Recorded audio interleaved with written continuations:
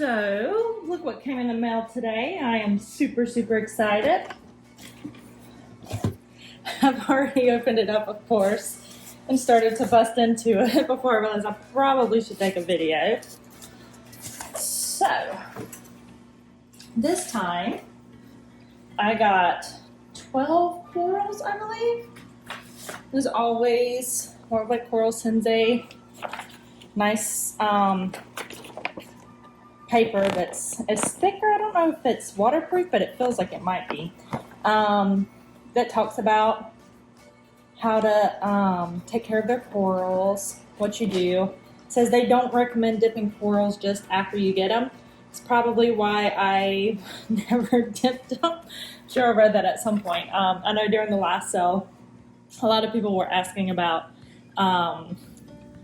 whether or not I dip my corals, and I don't. I know that it's probably bad practice, but Worldwide Coral does a whole lot to make sure that that they don't have pests in their systems, which is one of the reasons why I like buying from them so much. I know other people do that too, but as far as online shopping is concerned, I've only ever tried out Worldwide Coral and some local fish stores.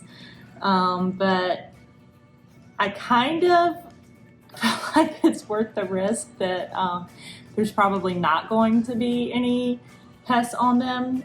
Obviously, I know I'm taking a chance there, but so don't do as I do, do as I say, or not even that either. But Worldwide Coral definitely says not to dip immediately, and part of that is they've just been in the mail for 24 hours or however long now. And we know how sensitive our corals can be, and when they've been in a box and shipping, I don't know how they get here, if they go on a plane or just a truck or whatever, want to get them into some water as quickly as possible and not stress them out more with some chemicals. The stuff that I have is my trusty tongs that I got from a 3D printing company at Atlanta Reefing Club. Their annual conference thing that they do last year. I love these. They had longer pairs too, but by the time I got to them, they were out. I'd love to get a longer pair at some point. I have 2 empty containers, and I have this. I've already put, so it's a little stand that has holes in it for the frags to go in, and I've already put fresh salt water in it, so that way I can get my corals in. I have my RODI water. I have one of these with salt water too that I should probably pull out. I'll pull that out in a little bit. And I have my box of corals. So, I also wanted to show, I've also got this frag rack from Aquatics that I like to use. It's nice and big and long. I typically just put the corals on this side. I wish that people made longer, narrow ones so they don't come as far into the tank. But this is really good because my urchin has killed a couple of my frags recently because he really enjoys camouflaging with them and just leaves them randomly, like a child, wherever he decides to put them. So this kind of, he seems not as interested when they're so far in from the tank. This also came from Aquatics. I think that he makes a lot of stuff that just makes sense for reefing, which I appreciate. So if you haven't checked him out, check him out. All right, so what do we have? 1 bag, 2 bags, and some glasses.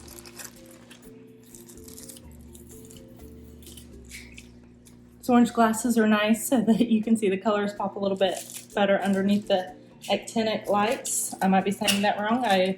My pronunciation is almost solely from reading, so I apologize. All right, so I'm going to take one of these bags and put it back over here. I'm so excited. I think this is probably one of my most favorite hauls ever from the live sale. I got some really good stuff. I never got my $5 frag, but I did get my free frag for posting a tank shot and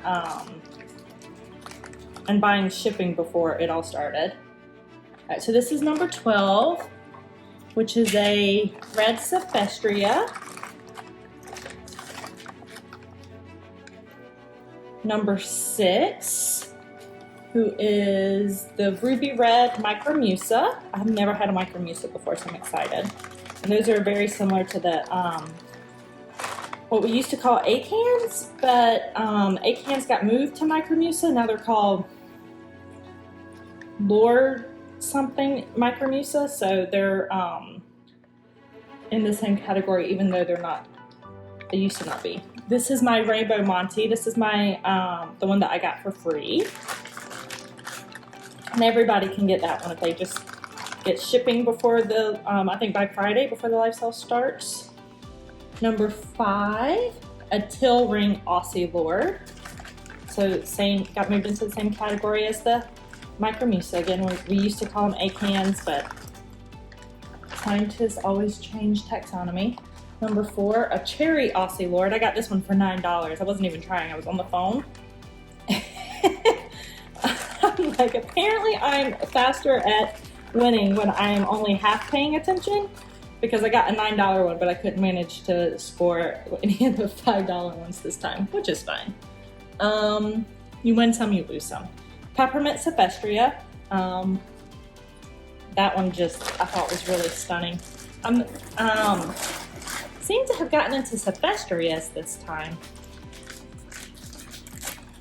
I'm normally really into Favias, but I think I only grabbed one from this live sale. Not from lack of trying, just from lack of being fast enough. There were some fast clickers. All right, number 2. This is my Favias, a Mayan Moon Favia. I'm saying it the way that the Hebrew name Mayan is said. I'm sure it's probably not pronounced that way. So if anybody wants to correct me, that's where I'm going from, is the Hebrew. Number 7, the Rainbow Acro. This one's going to be gorgeous.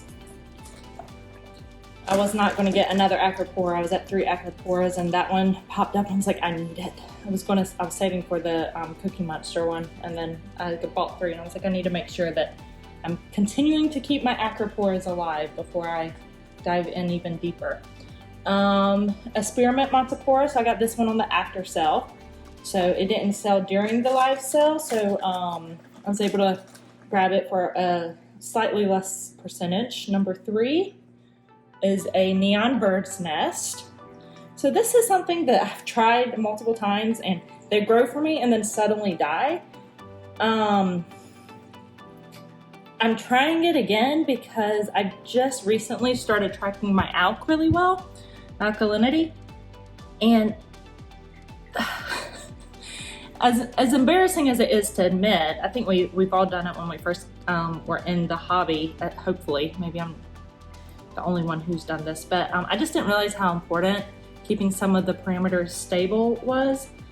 And while I was like between 7 and 9, I thought that was good enough. And I suspect that there were some swings beyond the 7 and 9 range that has killed some of my corals when I was first starting off. So I'm trying this one again to see, now that I've got my Trident going and my Apex keeping track of things, and I do some double checking a little bit more often. I'm trying it again just to see. That one is my husband's favorite. He loves the bird's nest. So I figured it was worth a shot. If I kill this one again, then we're not going to put a bird's nest in again. It's just not in the cards. All right, number 8. Ooh, this is the Shark Attack. I don't know if y'all can see, but it's even after being in the container for so long, it's got a nice lime green color to it. A lot of these colors don't really have much, a lot of these corals don't really have much color unless they are under the blue lights. Well, that one did. Number 9 is the Emerald City. It's got polyps out. He is not angry. The Emerald City Tinnitus, again, my pronunciation comes from reading, so I might be saying it wrong. I think that's all of my corals. Yep, that's all the ones we got. All right, so what we are now going to do, I need to grab some scissors. Got kid scissors because I'm so clumsy. What we're now going to do is go by numbers and open them up. I'm going to rinse them up with the RODI water and then set them in here.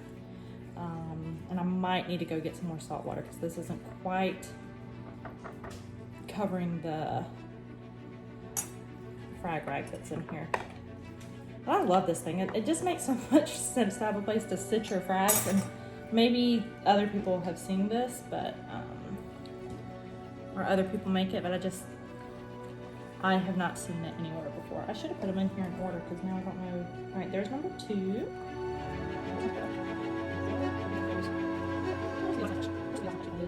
And I'd be done. Here's number 1. Last one I touched.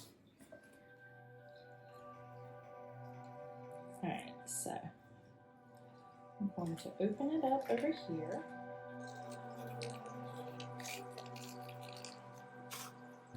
Dang, that's pretty. Once that opens up and starts doing what it needs to do, that is going to be one nice coral. Right, I'm actually going to turn some lights on. So I just visually inspect it.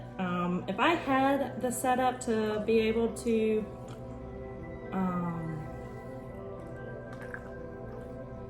quarantine these and hold them out before I put them in the display tank to make sure there's nothing on them, I would 100% do it. I don't have the space for that, so I don't do that. I'm definitely going to need a little bit more water. So I told y'all I had one of these that's already mixed with my salt water.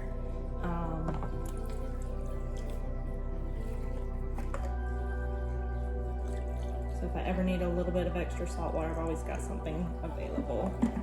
And so this way I can kind of spray it. I don't have it completely covered yet because I don't want it to overflow. Let's see if I can show y'all.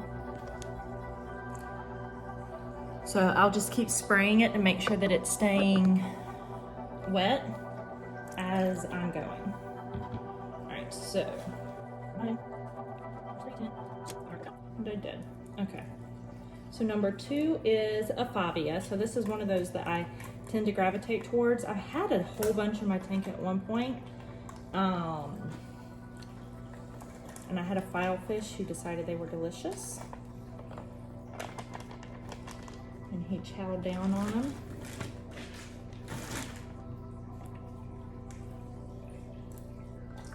Most of my losses have come from things like critters or just my lack of knowledge.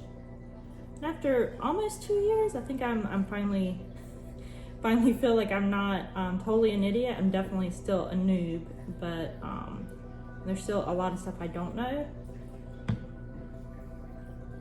But I'm not as lost about it.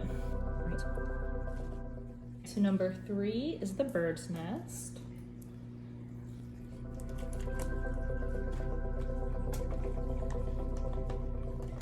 And I will say the first time I bought an acro from Worldwide Coral, it was in this little cup. And I kept it in the cup because I thought that there was a reason that it should be in there. There was a reason. It was so it would stay protected during shipping. And those of you who know anything about acros know that they need a lot of flow. And if they're sitting in a tank inside of a cup like this, they're not getting flow. So yeah, it did not do very well. And again, it was just my lack of knowledge. Sometimes you just don't know what you don't know. So I always spray it with RODI water because some of the pests will come off in that. Or at least it gives me a chance to kind of see if anything else is suddenly stopped camouflaging as well. I'm going to spray it with a little bit of salt water. All right, number 4 is going to be my $9 Aussie Ward. It says number 1 also. That cannot have been, this may have been the Escastria. I have a 3, a 2, and a, that was number 11. So yeah, this was my peppermint Escastria. The first one I showed y'all is actually a Escastria. It's hard to tell when you're first pulling them out. So let's go back to number 1. What is it? 4, 1. All right. So this one's actually the Rainbow Montipora. And this one is actually the one that I got as my free frag. So when you get those free frags, they're actually sending you nice things. They're not sending you zinnia necessarily, unless you want zinnia, but. All right, so this looks like it might have, no, I thought it might be a vermitid, but they're soft, so it can't be a vermitid, so it's probably some type of polyp that's sticking out. Focus. All right, my camera doesn't want to focus on it, so this is the Rainbow Montipora. That's actually my number 1. All right, number 4, and we're moving up right along. Sorry, some water. Make sure that, since they're not completely covered. This is my $9 Aussie Ward that I was shocked I got. They look kind of gross when they're not underwater. RODI water. $9 for 3 heads. That is incredible. Right. That was number 4. Number 5 is my Till Ring Aussie Ward. There you are. Again, this is what was up until just a couple of months ago, maybe a year ago. Taxonomists decided to switch these to the Musa grouping. So up until just a couple, not too terribly long ago, this is what people called an ACAN. This is what most people still refer to when they're talking about ACAN. Again, looks kind of gross under, when it's not underwater and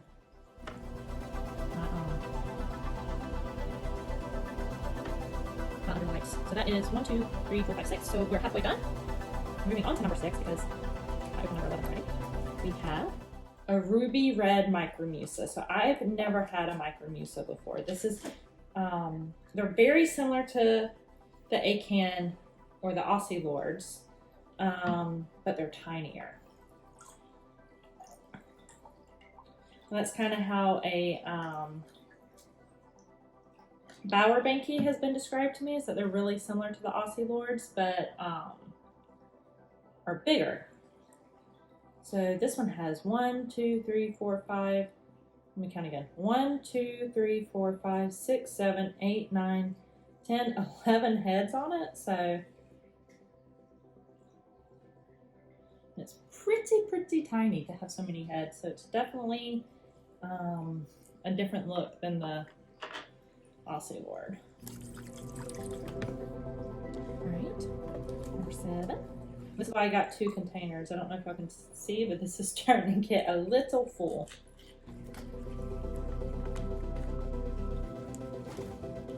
Number 7 is my PC Rainbow Acro. See if I can manage to get it out the cup. There we go. Now that I know that that's kind of important. This already has some good growth on the plug. They normally break them off. They make these frags before they're going to do the sale, so they're actually growing and they're not in shock from being just recently fragged. I'm gonna move you off to the side. All right, so that's number 7. So number 8 would be next. That's this really pretty shark attack.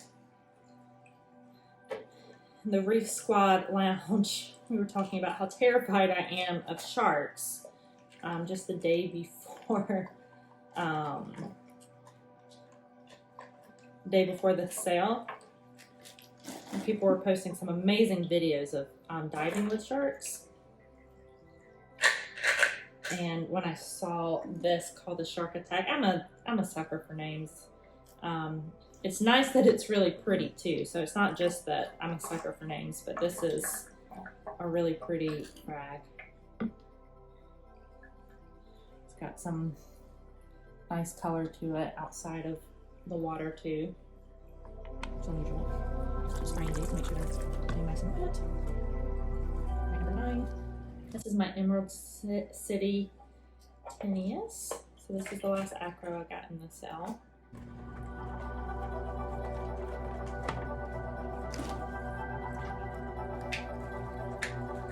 I'm always so scared that it's gonna come flying out and hit something. I'm gonna break it. Smush it. So this had polyps out. Remember, I was looking at it in the bag. It does not have polyps out currently. I'm assuming it did not like me messing with it. I don't blame it.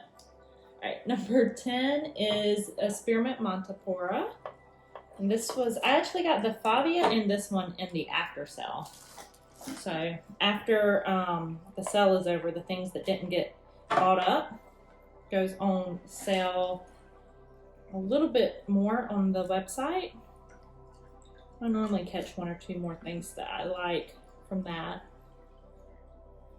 I don't have any green Montipora, so I figured hopefully it doesn't grow too aggressively. It's already growing onto its frag plug, so that's good. All right, we already got number 11, which was the Peppermint Sylvestria. Show you that again. And my last one is a Brick Red Sylvestria. So I actually got one of these before, but my urchin really liked it, and so did I. So I was a little mad with them. It's a love-hate relationship sometimes with the urchins. I've learned that I have to get them glued down pretty quickly so that he doesn't take off with them. All right. Which we'll see what's doing over here.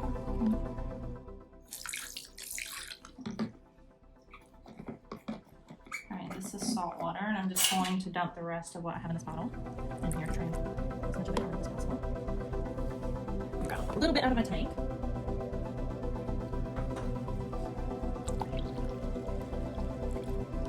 Some of these acros are a little bit higher than so now I will, and I've already washed my hands. I was prepared, used my Dawn soap before I started the video. So these magnets are incredibly strong. I'm going to go ahead and put this in. I'm going to put it near the top so it's easier for me to reach. I'm not going to keep it here. I'm always very careful putting it in. See if I can move this so y'all can still see what I'm doing.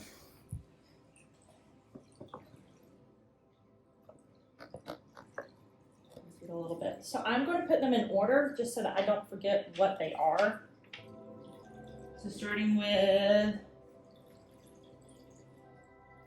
the Rainbow Montipora, the Mayan Moon Favia, Bird's Nest,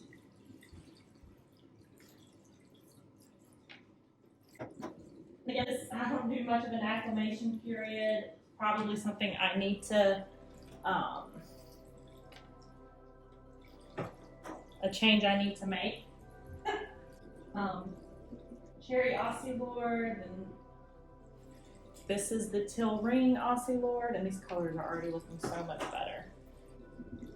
The Micro Musa, Ruby Red Micro Musa. Oh dang, that's gonna be pretty. My Kisi Rainbow Acro. So I'm gonna start on the next row for this. I'll pop it out a little bit. Oh, that is a nice color too.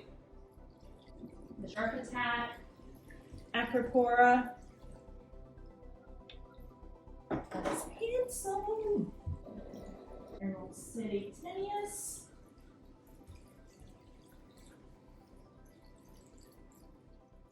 Just occurred to me to double check if I could actually see what I was doing.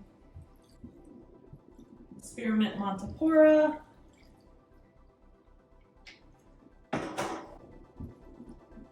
Peppermint Sylvestria.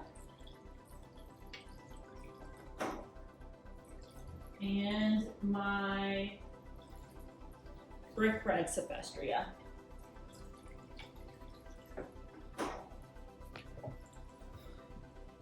So y'all can see they're already looking much less brown than they did was adding them or pulling them out of the containers. So I will pull these down some.